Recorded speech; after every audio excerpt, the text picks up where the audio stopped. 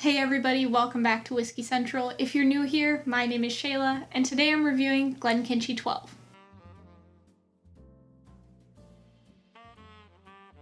So I've got a little bit of history for you today, but if you want to skip around to other parts of the video, there's timestamps in the description box below. And if you enjoy whiskey reviews, make sure to hit the subscribe button so you don't miss out on any new videos. The Wright brothers founded Glenkinchie.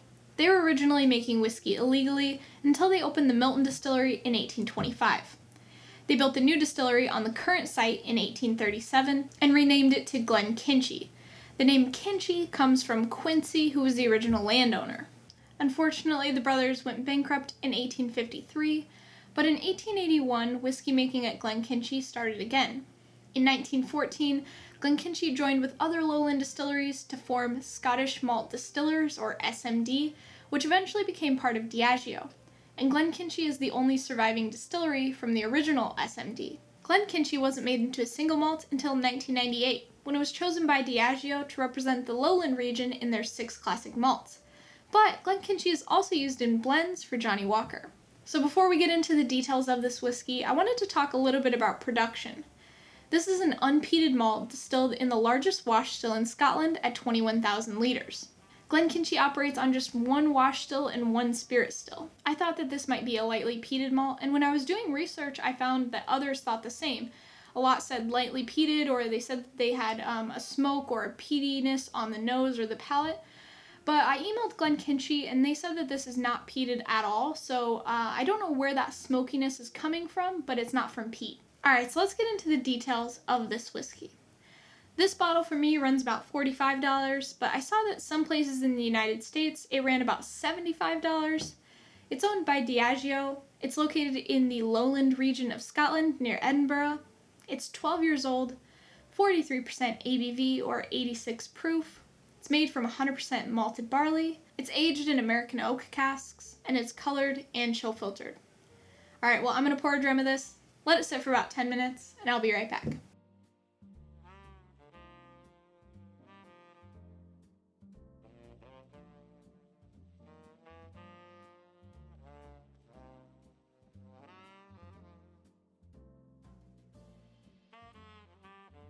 Alright guys, so I've let this open up for about 10 minutes, and you don't really have to, but there's kind of a saying that a year in the cask is a minute in the glass, so if you have a 12-year-old scotch, let it sit for about 12 minutes. It's just a rule of thumb though, so let's go in for a nose.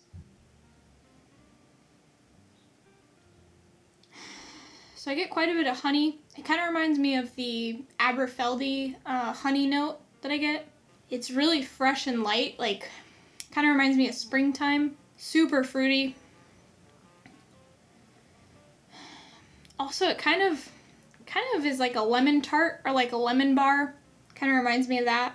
Pretty floral as well. And it's kind of weird. It's like light and heavy at the same time. It kind of smells like both. Like you have all these bright notes, and then you also have just kind of this heaviness. I don't know if it's there's a lot of malt in here. There's some light smoke as well. And it's kind of nice. There's fruitiness on one side, but then you also have this like hay, vegetal, grass note that kind of balances out the sweetness of the honey and the fruit. A little bit of baking spice in there too. It's really creamy. It smells like whipping cream almost. There's vanilla in there too. Alright, let's go on the palate, guys. Cheers.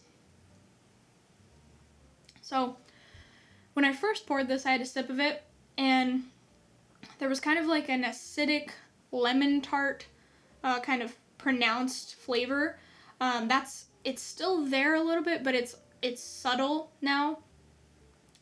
There's also some green apple, a little bit of smoke. There's that hay herbal note is also in here.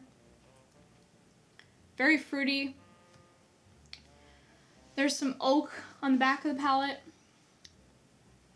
And there's also like a nuttiness, but it's not like a Jim Beam nuttiness. It's more like the inside of a bear claw is kind of like that almond filling that they put inside of a bear claw is kind of what this tastes like. A little bit. Alright, let's go for another sip. Cheers, guys. Yeah, it also kind of reminds me a little bit of wine. I would say medium finish. Pretty good mouthfeel. It's slightly drying on the back end. Like, I think a little bit of that oak. Just a little bit drying on the back end.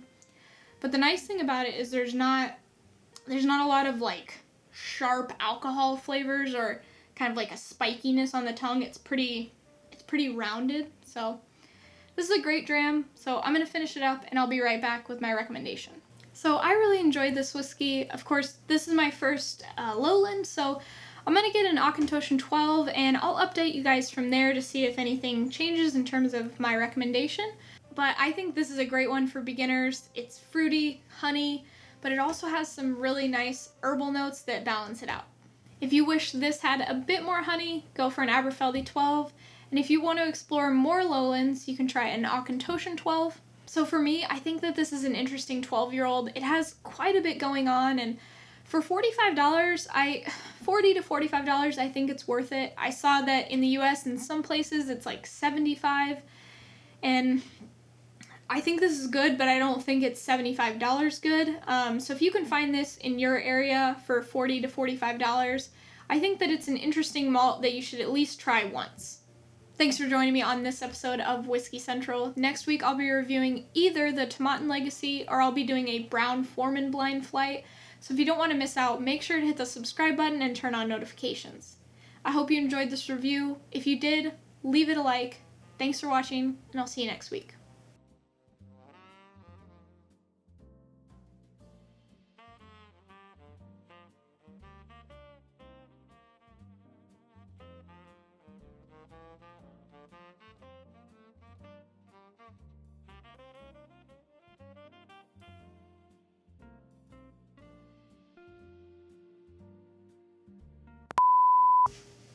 Alright, bitches.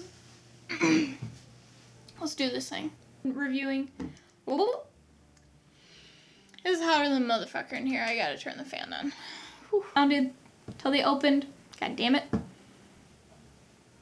What's going on with my fucking hair? Okay. Fuck away. I'm just gonna turn the fan on. I just can't fucking get this. Can't fucking get it, guys. Damn it. Damn it, Janet. Turn the fan off. Fuck. Fucking killed it. Fucking killed it. Yes. Let's kill this bitch. We got this. You have to use so many cuss words. The fuck you talking about?